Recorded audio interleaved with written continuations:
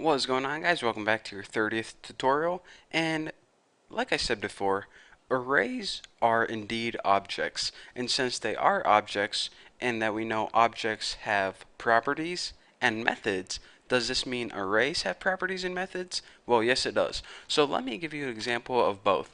The first thing we need to do is obviously create an array. So let's go ahead and create an array called dudes, and we'll just set this equal to new array, and we'll make this the easy way. And we'll just go ahead and put like Bucky, Dan for Dan Henderson, and Randy for Randy Couture. If you know who those people are, then let me know. Thumbs up. So we go ahead and we made an array. So let's go ahead and take a look at some of the properties.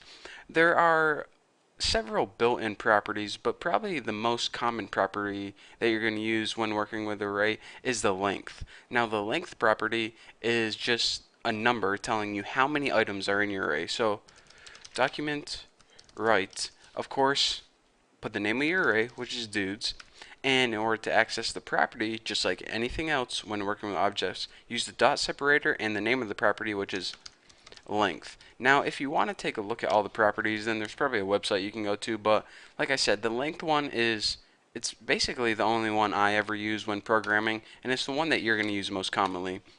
So you see right here, it says 3 because I have Bucky, Dan, and Randy. There are 3 elements. That's all it does.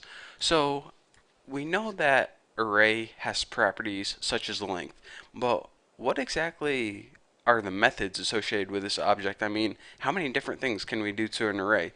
Well, in order to use some of the methods, you typically need another array, and that is because a lot of the methods deal with either combining the arrays or adding one array to another one or sorting through an array. So let's go ahead and create another array right now so we can go ahead and take a look at an example. So we already have a array called dudes. Let's go ahead and make another array called chicks and set equal to new, easy caps lock, new array, and set this equal to 3 girl names.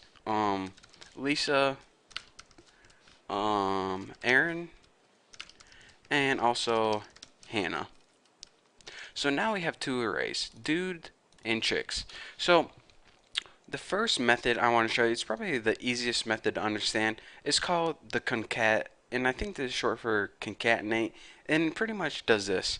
It takes 2 arrays and adds them together, and it creates an entirely new array. So let's go ahead and create a new array called people, and we're going to set this equal to, it's pretty much going to combine this array with this array. But you're saying, alright, how do I know what order it combines them in and how the elements are listed? Well, it's going to take one array and stick it on the end of another array. So what array do you want to be at the beginning? So I want dudes to be at the beginning, and in order to use this method, again, use the dot separator, which is concat, and as your parameter you list what array do you want to stick on the end of this, and I want chicks to be on the end of this. So what this is going to do is it's going to take the dudes array and stick chicks on the end of it. So now we have a new array called people with 6 different elements in it: Bucky, Dan, Randy, Lisa, Aaron, Hannah. That's our brand new array stored in people. So we already created that, so let's just go ahead and print out something on the screen like document dot write, and let's just go ahead and write the last element of people, and that would be the 5th, because remember this is index 0, 1, 2, 3, 4, 5. So this should, if I'm correct, print out Hannah, and check it out. It did just like that. So now you're saying, alright, I get the idea of concat, but what if I wanted this array first and this one second? Well, all you'd have to do is take that chicks and add dude to the end of it, or dudes, excuse me, and now Randy would be the last element. So let's go ahead and refresh and check it out, Randy. So that's an example of one method that we can use when we take a look at arrays. So now I just wanted to stress in this tutorial that arrays are indeed objects, and every object has properties such as the length, and it also has methods that you can use. And we took a look at one method, which is concat, and all concat does is it takes 2 arrays, sticks them together, and puts it into a brand new array. So pretty cool, huh?